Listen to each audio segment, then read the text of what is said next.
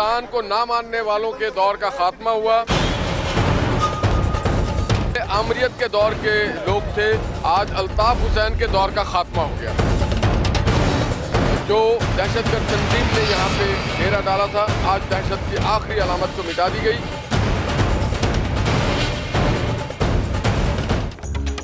नून league के senator निहाल हाशमी ने सच बोला या अपनी हुकूमत को चार्जशीट कर दिया?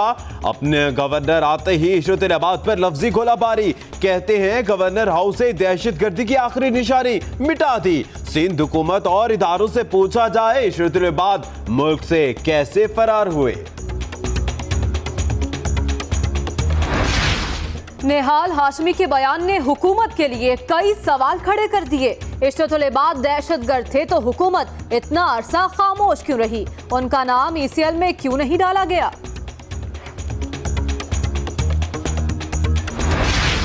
विफाकी हुकूमत का निहाल हाशमी के बयान का बोझ उठाने से इनकार। वजीर ममलिकत बराए इत्तलात मरियम औरंगजेब कहती हैं बयान पार्टी या हुकूमत का मौकिफ नहीं, निहाल हाशमी की जाती राय है। मौला बख्श चांदियों ने निहाल हाशमी के बयान को गैर संजीदा करार दे दिया।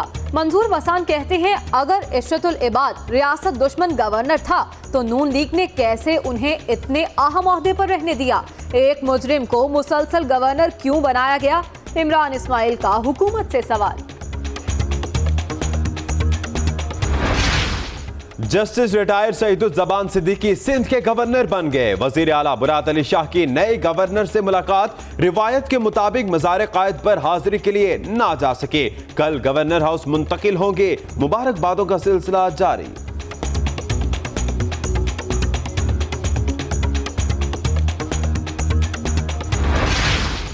कराची के एक और मशकूक घर से बड़ी तादाद में असलहा बरामद। बहादुराबाद में CTD की कार्रवाई। असलहे में 40 राइफल्स, 9mm पिस्टल्स, रैपिटर क्लैशनकॉफ, 30 बोर पिस्टल्स और हजारों गोलियां शामिल।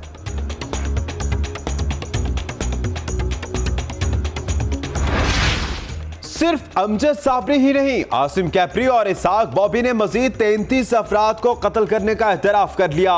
रेंजर्स के 3 एहलकार असल टारगेट ना मिलने पर मार दिए। गिरफ्तार दहशतगर्दों से GIT की तफ्तीश जारी। सिक्योरिटी इदारों की हब में कार्रवाई। कलदम जिंदुल्ला का अमीर और इंतहाई मतलूब दहशतगर्द अमीर साकिब उर्फ आरिफ उर्फ अंजुम हलाक।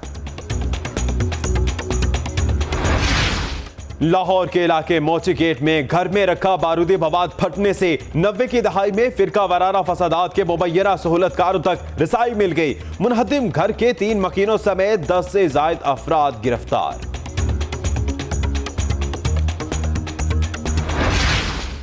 वजीर दाखिला ने प्लांटेड न्यूज को सिक्योरिटी लीक्स मानने से इनकार कर दिया। कहते हैं वजीर आला पंजाब की DG ISI से तल्ख कलामी तो दूर की बात, इख्तलाफ राय तक नहीं हुआ। सिरिल अलमेडा 2 हफ्ते में वापस आ जाएगा। बोले जो इस्लामाबाद बंद करने आएगा उसके लिए डिक्टेटर ही हूं। बिलावल भुट्टो जरदारी पर भी तनकीद।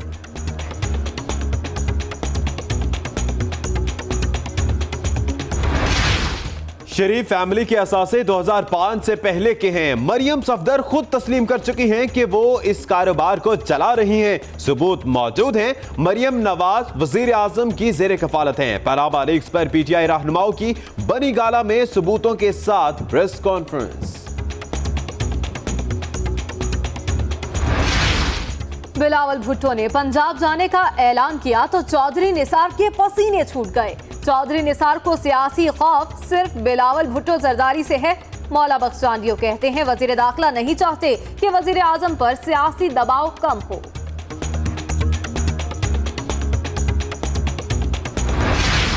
मुखालिफिन नया पाकिस्तान बनाने की बात करते हैं। नया पाकिस्तान तो हम बना रहे हैं, नया खैबर पख्तूनख्वा भी बनाएंगे।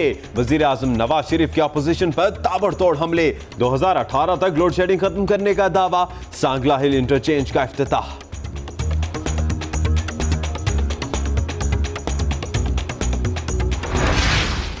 क्या 2018 में लोड शेडिंग 0 हो सकेगी? नेपरा ने भांडा फोड़ दिया। तहकीकात करके बताया वाबरा का सिस्टम ही इस काबिल नहीं कि बिला तातुल बिजली पहुंचा सके।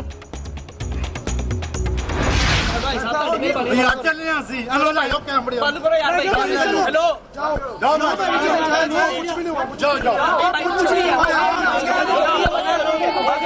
हुआ तो एहतजाज सरदार अयाज सादी की प्रेस कॉन्फ्रेंस बदनज़मी का शिकार हो गई। स्पीकर कौमी असम्बली हुकूमत का दिफा, अहले इलाका बिजली की बंदिश पर एहतजाज करते रहे। प्रेस कॉन्फ्रेंस छोड़ना पड़ी, मीडिया को भी कवरेज से रोक दिया।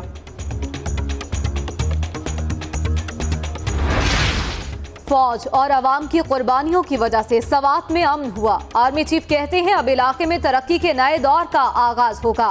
आर्मी चीफ ने सवात में फौजी छावनी और आर्मी पब्लिक स्कूल का संगे बुनियाद रख दिया। शेख ज़ैद अस्पताल का भी इफ्तिताह।